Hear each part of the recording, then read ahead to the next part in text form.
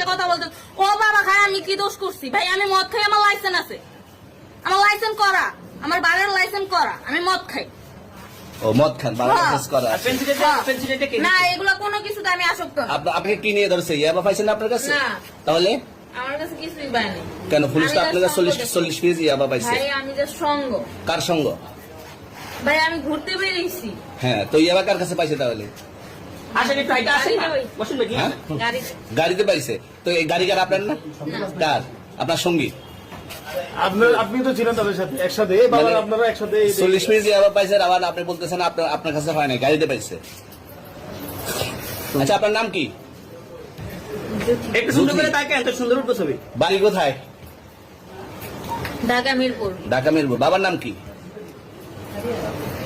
বাবার নাম বলা লাগবে? হ্যাঁ, বলেন কি না বাবার নাম বলেন? রহমান। রহমান। মায়ের নাম? পারুল। এই ব্যবসা কতদিন করেন? এই আজকের থেকে শুরু। আজকে থেকে শুরু। আর কতদিন চলবে এরকম? কতদিন চলবে না এই তবে ব্যবসা? থেকে তোদের এই থানা থাকবে, যতদিন এই থানা থাকবে, আমাদের মতন মানুষ থাকবে, ততদিন ব্যবসা চলবে। আপনারা চালাচ্ছেন বিদায় তো চলবে। আচ্ছা, ঠিক। আমার বাপের জন্মে কেউ হয় নাই, আমার জাত গোষ্ঠীতে কেউ হয় নাই। এখন এই মালগুলো আসলে কার? এই যে 40 পিস ইয়াবা, এগুলো কার?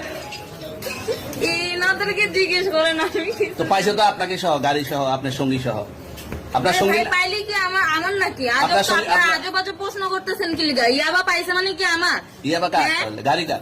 ইয়াবা আমার না, ও কিনছে, ও খাইছে। ওর নাম আমি কি? ওর নাম- শুনেন একটা কথা বলি, আমি জাস্ট ওর ফ্রেন্ড, তাই বললে আমি এই পর্যন্ত আসি, থানায় পাড়া দিছি, আমি ওইখান থেকে চলে যেতে পারতাম।